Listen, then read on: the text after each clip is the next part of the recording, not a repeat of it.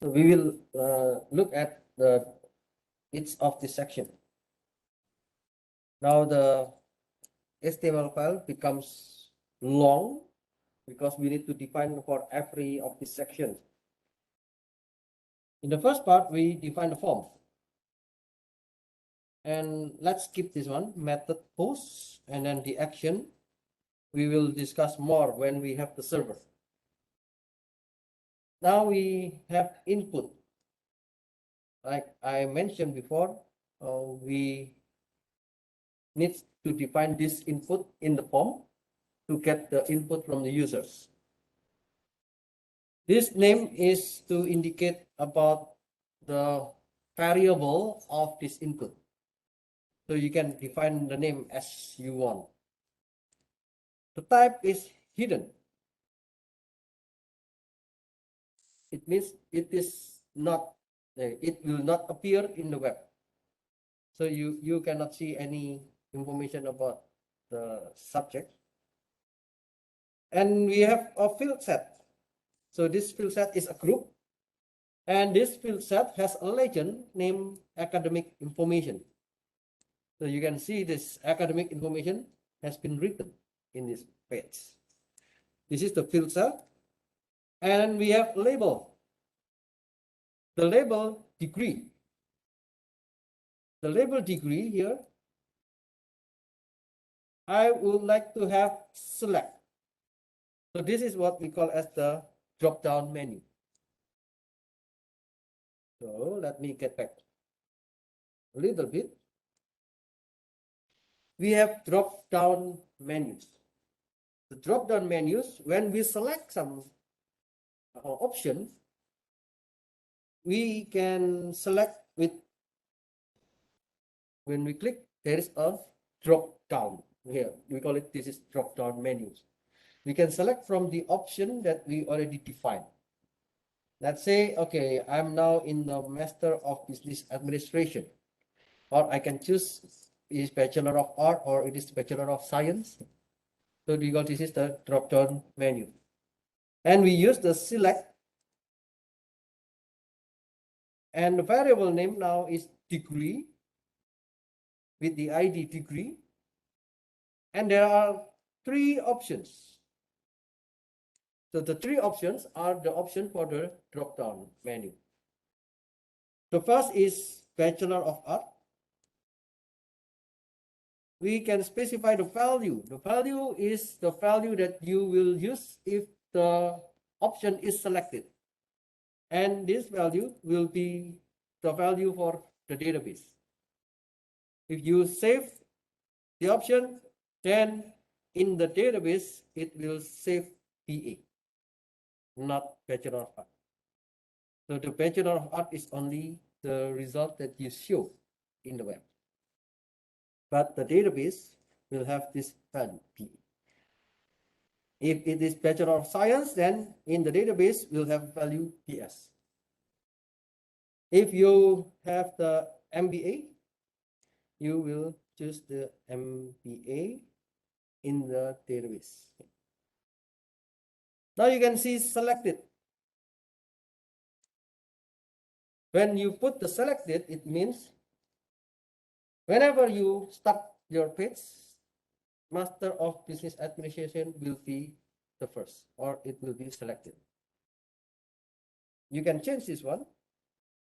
Let's say I'm going to change this into the BA.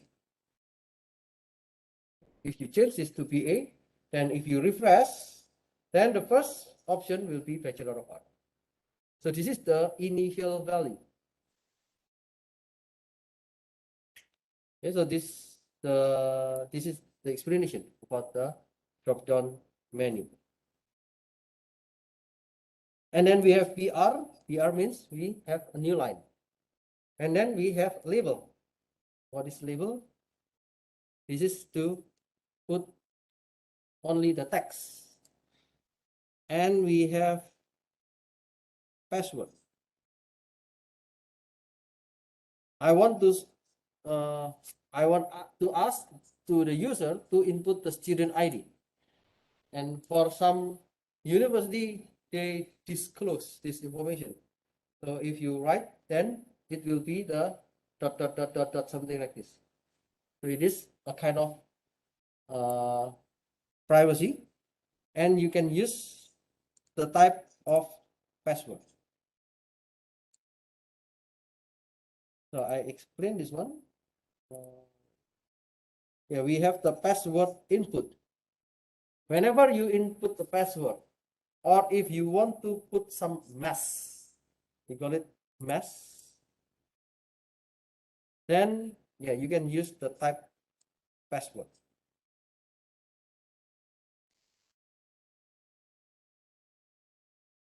Okay, this is the first field set. And the next field set, okay, it is another set. We have label for the first name. So the first name, we have label for the first name, and we have text. We have an input which is text. Type is text. It means you can type any string, any characters. And then you will go to the next line, and then we have another label which is last name. And again, you want to input, you want to get the input of text. So it's also string. Gender. So in this gender, I would like to use radio button. We know that gender, yeah, you need to select only one. In this case, either male or female. The gender type will be radio, and then I define this ID as GM. If the user select male, then the value will be M, and this value will be entered into the database.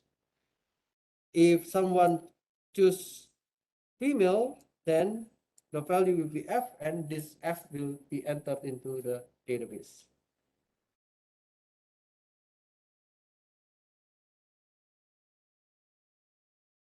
So you can try, let's say, AAA and then BBB. Yes, you can enter any text, and then if you choose male, you can choose only one.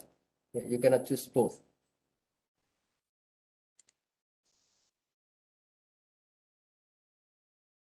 And yeah, in the email, actually we have another kind of format for this input, but now let me just use text. So in a few weeks later, if we enter the Django, yeah, there's another input format only for email. For example, you need to input with @ So every email you need to, for example, aaa@gmail.com.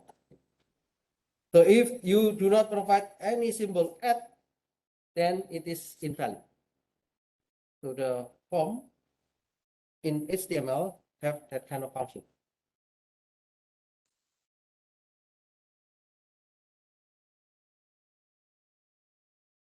The other kind of input is the text area. In the text area, it is yeah, now you cannot change. Actually, if it is the text area, you can change or you cannot change depending about your condition. Now you can see the option is read only. The read only means you can only read the statement. Now let's see if I delete this part. Okay, if I delete this part, you can put more information. This is a text area. You can write multiple lines in this area with a particular size, height, and width determined by the developer. So you can have a lot of information in this text area, and you can determine whether, yeah, the size is like columns and rows, or you can have different kind of size. And the last one is about the submit and reset button here. If you click the submit, you are going to submit into the server, or you are going to submit the information into the database. If you are going to start from the scratch or start from the beginning, so you can use the reset. The type reset, it means you will clear all the information. Okay? So everything will start from the beginning. This is the type reset.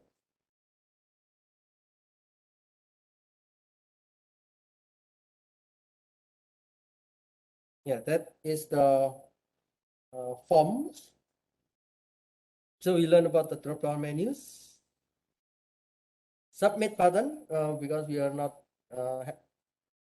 we don't have any server now. I will skip this explanation. The reset button, it brings the form to its initial state. And then we have the image button. Actually, you can also define this image button like the common button, like the submit. And the type is image. Or we can have the ordinary button. So the ordinary button, you can just use the JavaScript to do some action. So here you can have like the type is submit. You can have the type as button. Let's say we have the submit, and then we have the cancel. So if you click cancel, then you will not do any action. If sorry, I think I need to, you can just define with another kind of value. Let's say I have the button, and then I name it as a cancel, and the value is the text that appears in the button will be canceled. So you can have this new button, send form, cancel, and clear form.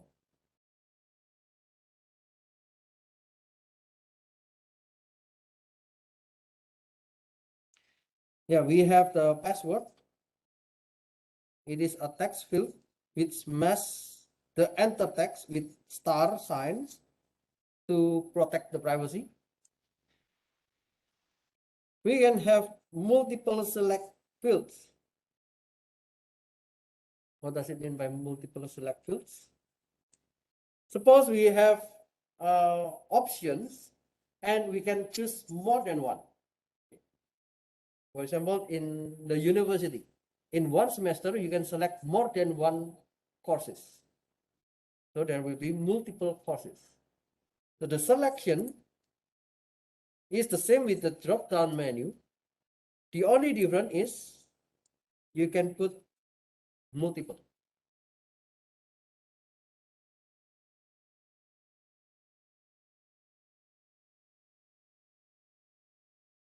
Maybe I can show you this one. Let's suppose I make this one. I will just show you here. Maybe let's say here I will make PR, and then I will make the, let's suppose I make this one as the courses. Okay, and then I have the multiple, and the option one is information system development. I have IS development. Maybe the second is I don't know, data mining. Okay, and the third is maybe computer programming. Okay, so if I run this, this is option with multiple selection. So I can click, and then I need to do multiple selection with shift. So we can select all the options together.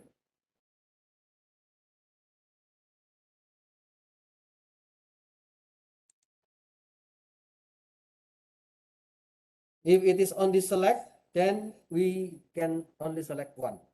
If we put multiple, then we can select all the options.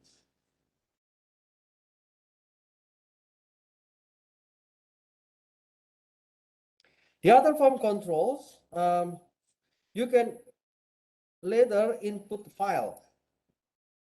In some cases, you want to upload files, then you can include it as a file, or you want to upload photo, you can also use this file. And there can you need to define a specific form element. It is very secure to use this one, but yeah, you need to have one dedicated server. So if you are using your local host, I think it's a little bit difficult to handle the files. And the labels. Labels are used to associate an explanatory text to form field using the field's ID. So the label is just to show or just to mention to the users what is the meaning by this input. So I'm using the label first name to indicate that this input text will be about the first name. So clicking on the label focuses its associated field. And yeah, we can have the checkbox or toggle, radio buttons are checked. We can make that one. And the labels are both a usability and accessibility feature and are required in order to pass the accessibility validation. In some parts, the labels are necessary in order to check the validation of the form.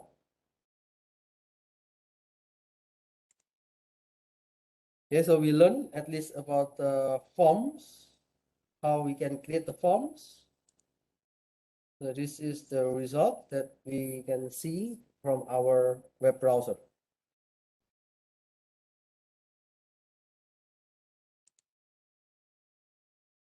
Okay, the next section will be about frames. Although the current web pages, they already use a new kind of frame, but let me explain the traditional frame so you can have the imagination how if you want to make your own websites in the future. The frame contains of several kind of HTML tag. We have the frame set, we have frame, and we have the iframe.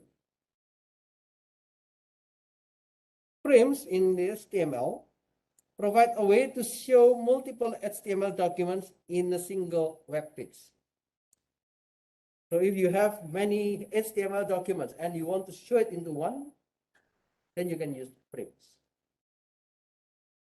The page can be split into separate views like horizontal or vertical. Frames were popular in the early ages of HTML document development, but now their usage is rejected. Because nowadays, people want to apply with the single page application. They use the single page application to develop the page. But some of the companies still use the frame format. Frames are not supported by all user agents. So some of the web browsers, they do not support frames. Or the search engine cannot detect some of the contents in the frames. A no frames element is used to provide content for non-compatible agents. because of this complexity of frames, people change the frames to some kind of other frame, which is iframe. Yeah, I will just give you a very basic idea about the frames. In this case, I would like to have a frame set, and this frame set has a size, and then I would like to put the left.html in the left frame, and then I would like to put the middle.html in the middle frame, and then I would like to put the right.html in the right frame. So please make 1, 2, 3, 4 files, okay? And let's just make a simple frame.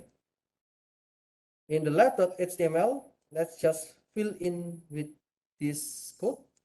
In the middle.html, let's just fill in with this code. In the right.html, let's just fill in with this code. Okay, I will make first is left.html.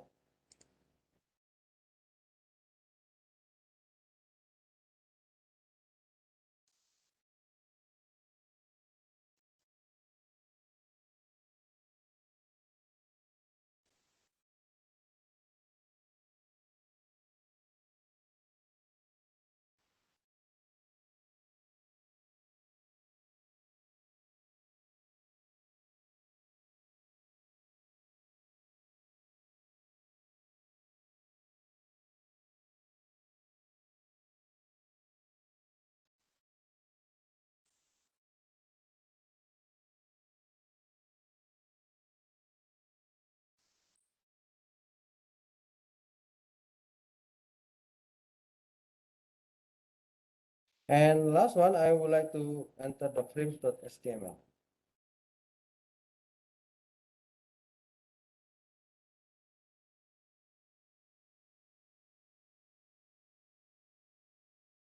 Okay.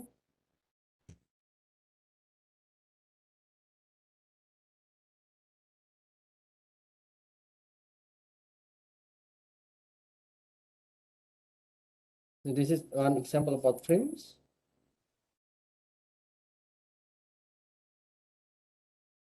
And this is the result.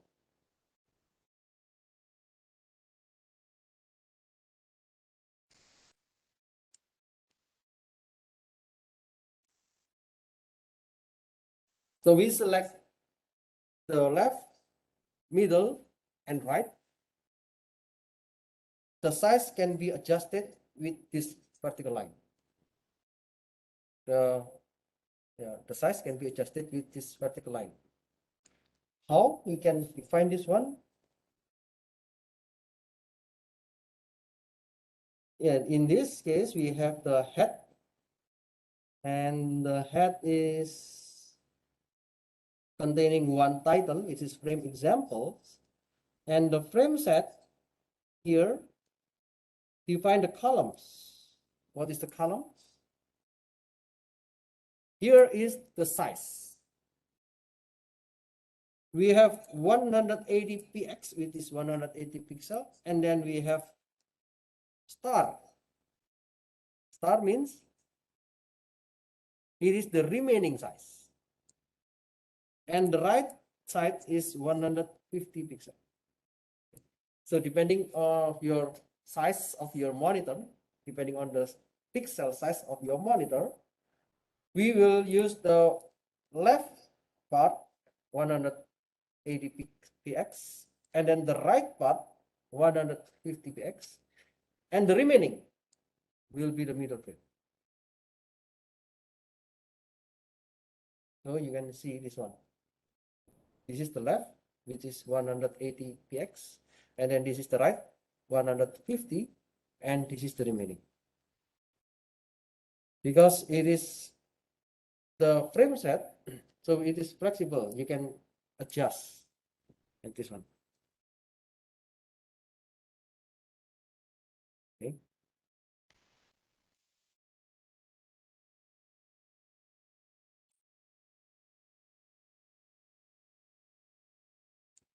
Note that the target attribute applied to the A elements in the left prim. So if you have A hyperlink reference, so it will be always in the left prim. So that's why people do not want to use this prim because it's not flexible. Let's say I have the link in the right prim, but it always go to the left prim.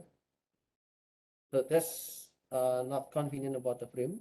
But many years ago, people used this kind of prim to split the contents of the web.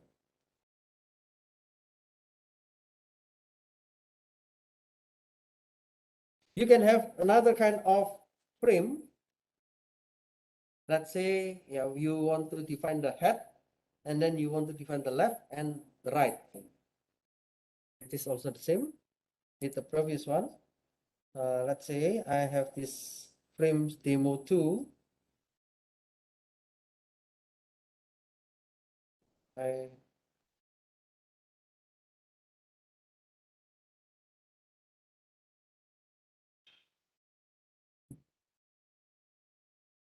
So I have the frames demo2.html, and then I need to make a new file which is head.html.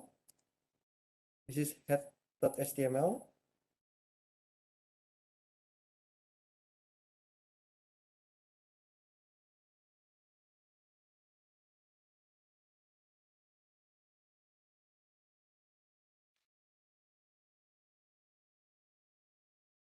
Okay, so we have the frames demo2.html, and then I have head.html. And let me just use the left.html and right.html, what we already wrote before. And let me check. Now the frame is in the different format. So we have the head frame, and then we have the left and right. So in the many years ago, people tried to distinguish the HTML file into this kind of frame.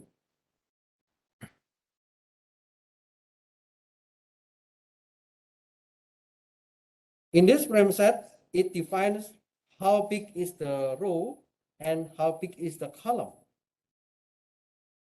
In this case, the row is 100 and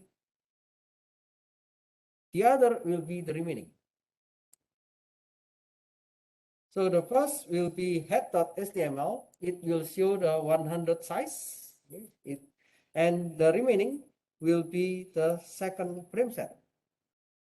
So in this frame set, we have 200 comma star. It means the left is 200 and the remaining will be the right. So those numbers indicate the pixel.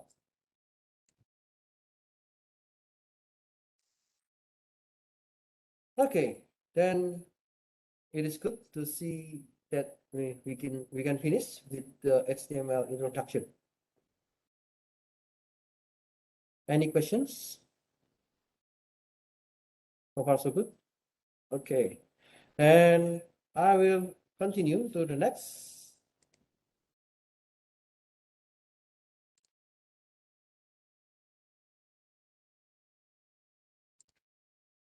I'm not sure if you already have your Pycharm.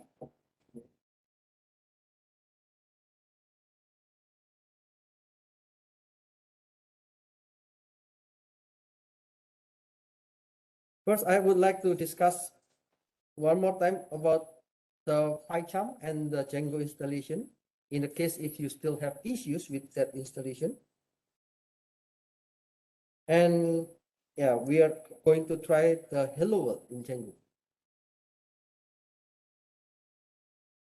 For this course, I would like to use Pycharm because it is very powerful and they have a lot of functions. And Django is one of the good framework for building web.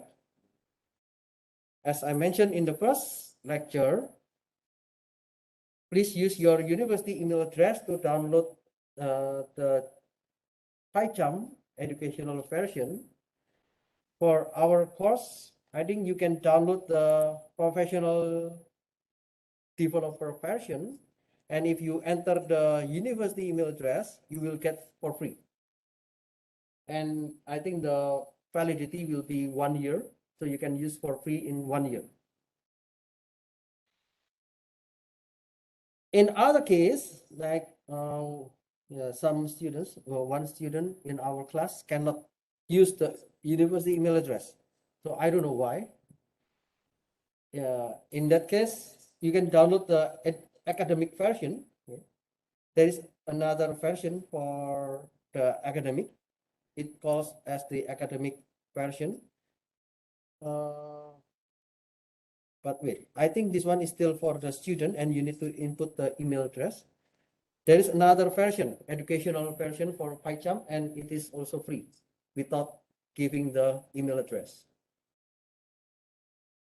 Okay, after you download this one, the second thing that you need to have is Python. Okay? Pycharm is separated with Python.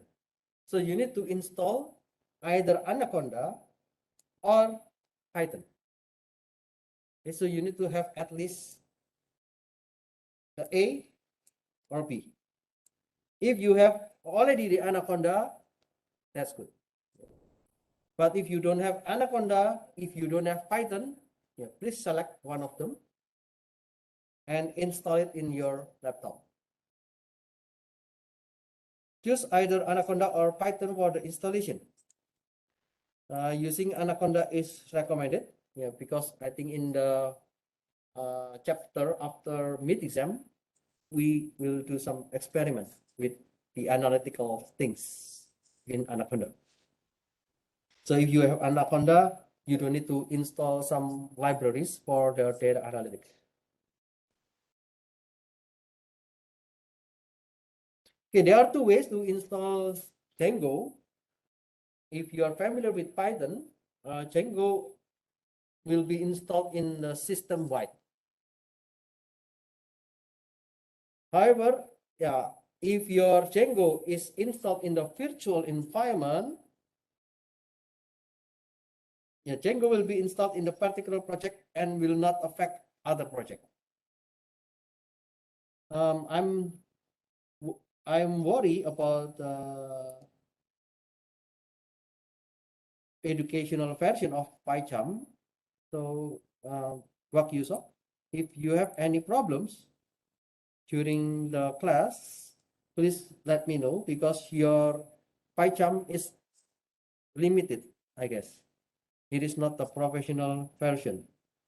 Okay. In the case the course, the lecture content does not apply to your Pycharm, yeah, please let me know so I can help you later.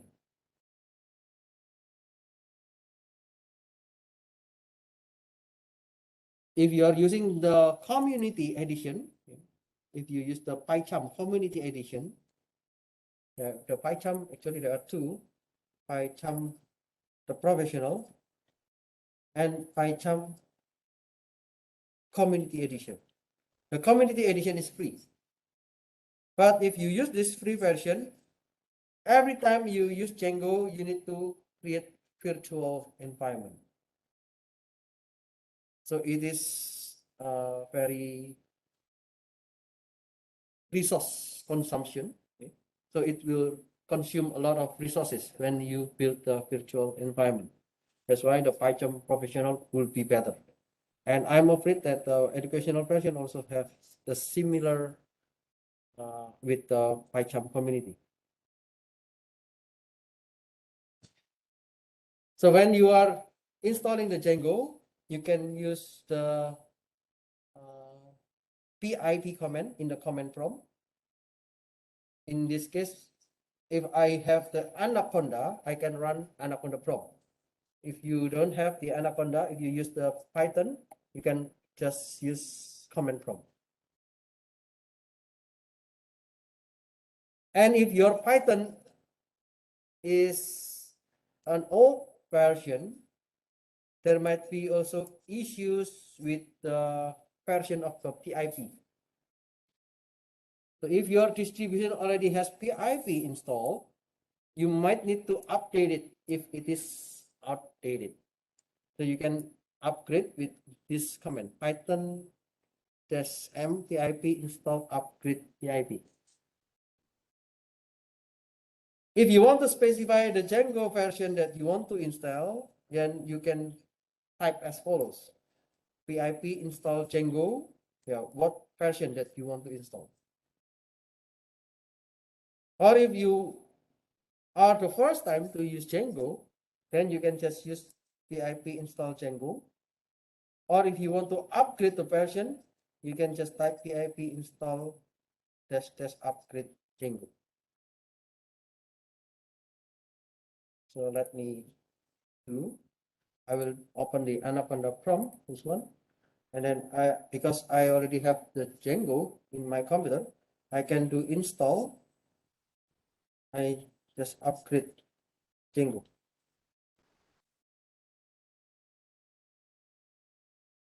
So the new version of Django here is Django 4. The Django 4.0.3. Okay. If I install, if I upgrade the Django, now it successfully installed the elements for Django, like this as ASGI and then Django SQL parse, and there's also another package TZ data. So if you don't have any Django at the first time, you can just use the install Django. Because I already have my Django, then you can I do with the upgrade.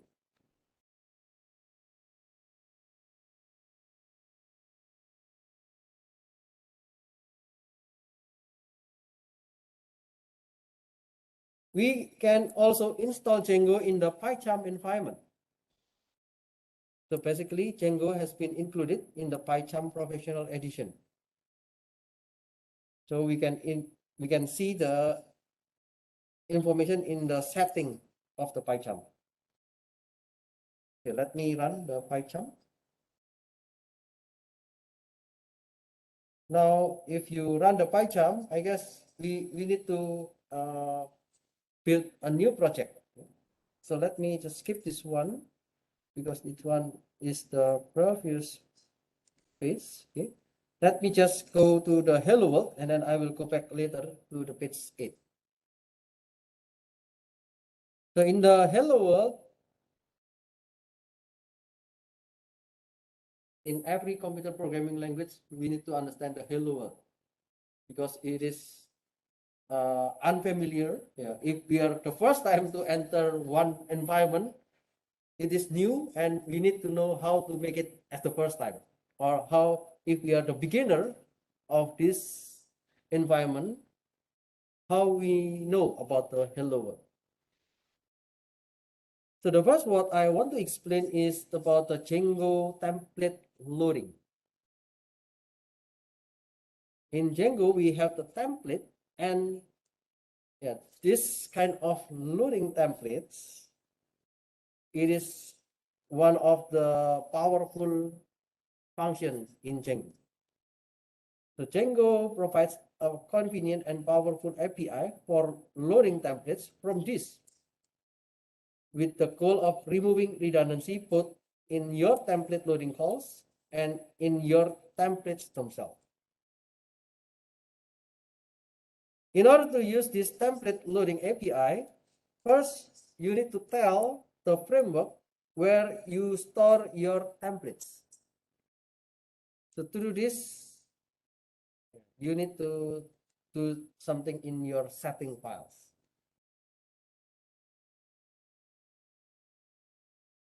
So let's open the Pycharm.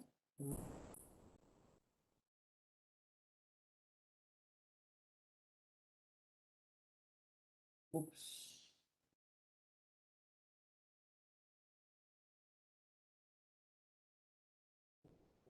I don't have my Pycharm here. Oh, a moment.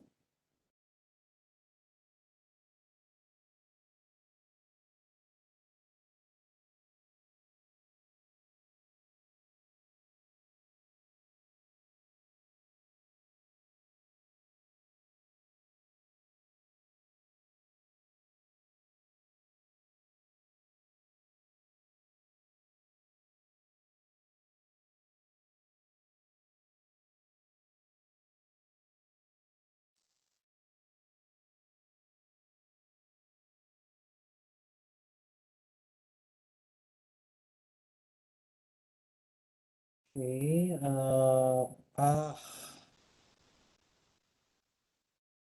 it has been deleted because I installed a new Anaconda here. Okay, I think it takes time to install the Pycharm in my computer. Then I will continue our lesson on the next class. Yes.